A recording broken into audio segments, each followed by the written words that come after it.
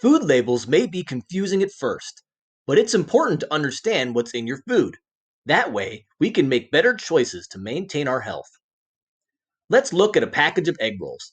On the front, we see the food label. The first two things on this food label is the serving size and the servings per unit. This container of food that this label came from contains 2.5 servings. Each serving is 5 egg rolls, or 177 grams in this example. If you eat the entire package, then you would have eaten 2.5 times 177 grams, which is 442.5 grams. The serving size is also important because all the nutritional values listed in the label, such as fat or carbohydrates, are based on one serving size. Use a measuring cup if you have one. If you don't, here are some helpful ways to estimate how much food you're measuring. 1 cup is roughly the size of a tennis ball or a fist. 3 ounces is the size of your palm. 1 tablespoon is the size of your thumb. And lastly, 1 teaspoon is roughly the size of a quarter or a tip of your index finger. Let's also talk about calories. Calories are a way of measuring how much energy is in each serving of food. If you eat less than what your body uses, then you'll lose weight. If you eat more than what your body needs, then the opposite will happen. Let's check out the chart at the bottom. There is 1 gram of sugar, alcohol, protein, and fat. Which one has the most calories? If you said fat, you're right. We can see that fat and alcohol provides more calories than sugar or protein. Because fat is worth so many calories, it's very easy to consume more calories than what you use if you eat too many foods with added fats. So, how many calories do you need then? The amount of calories you need to eat in a day depends on your gender, age, size, height, lifestyle, overall health, and activity level. The caloric needs of a young, tall athlete is very different than that of an older woman who is small and lives a pretty sedentary lifestyle. It is best to talk to a registered dietitian about the amount of calories to plan for in a day and your own dietary needs. Here we see that different foods have different amounts of calories and carbohydrates, even though they are the same size. 1 cup of white rice has roughly 25 times the calories and carbohydrates as 1 cup of lettuce. If you compare lettuce to strawberries, strawberries have 6 times the calories and 12 times the amount of carbohydrates. Maybe you've heard the recommendation to eat brown rice, but why is that? If the calories and carbohydrates are similar to white rice, what's the difference? This is because white rice has less fiber and a higher glycemic index. Remember that glycemic index we talked about last time? Remember, it means that white rice will cause your blood sugar to go up higher and faster than brown rice. Let's look at that food label for the egg rolls again. Now we will focus on the daily value. These are percentages of daily values based on a nutrition plan of 2,000 calories a day. It is only included in the label to serve as a reference.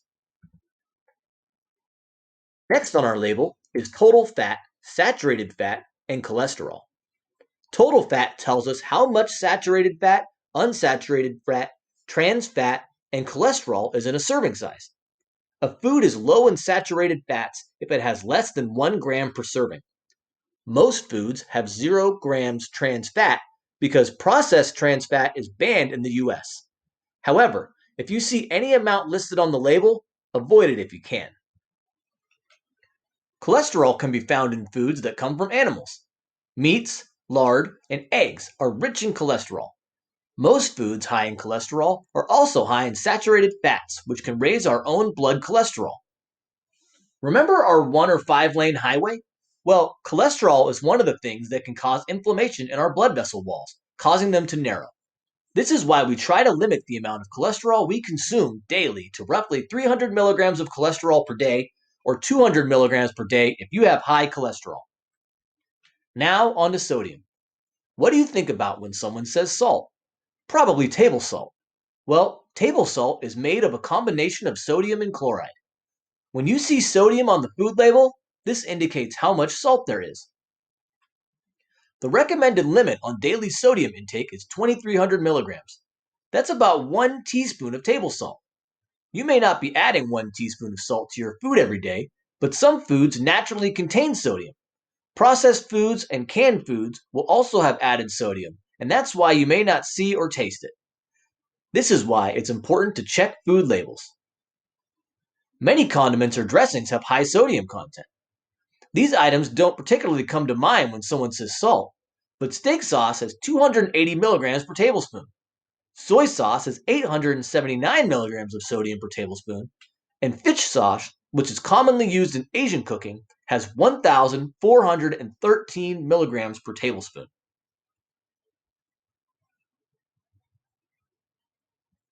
Why should people with high blood pressure avoid salty foods?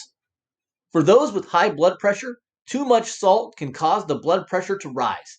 For people with diabetes, high blood pressure can damage the blood vessel walls. This is because diabetes decreases the compliance, the ability to expand and retract, blood vessel walls due to inflammation.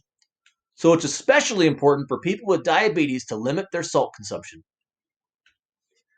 Be mindful of the way you cook food. Try using garlic or onion powder to season your food. It tastes yummy and has no salt. If you want to add salt, you can first pour some into your hand so you see how much you're adding. If you shake it from the dispenser, you might not always see how much is really going in. Just in case you didn't know, there are less sodium salt and less sodium soy sauces that you can buy. This will help decrease some sodium intake. The last tip: it is better to grill, roast, or bake your food. Frying and sauteing food will increase the consumption of hidden calories due to butter and oil. And some foods may be advertised as sugar free, so it's important to check the food label for total carbohydrates, not just grams of sugar. Fiber and sugar are both included in the total carbs because they are carbs. Sugar is included under total carbohydrates, so you don't need to add the sugar to total carbohydrates. At this point, we all know that fiber is important for digestion and helps slow down the release of sugar from the foods we eat. So, how much do you need? Women should aim for 25 grams per day. Men should aim for 38 grams per day. Fiber has many health benefits. One of them is to reduce the peak of your blood sugars. Many plant foods are good fiber sources, such as beans, fruits, vegetables, and whole grains. The last one is protein. This indicates the amount of protein in one serving. Protein can come from animals or plant foods. Remember that you don't have to change quickly. Make small changes, and over time you'll see improvements. Everyone eats differently. Maybe make a substitution wherever you can. Instead of eating only white rice, mix white and brown together. Keeping servings in moderation or making substitutes will enable you to enjoy sweets on special occasions. For example, if you have a slice of birthday cake, that will count for 40 grams of carbs. Just remember to eat less carbs with that meal or throughout the rest of the day. On these special days, check your blood glucose more often to see how that food affects you. And always look for hidden carbohydrates in your food. A helpful exercise that you can do at home is ask yourself what changes you want to make and write them down.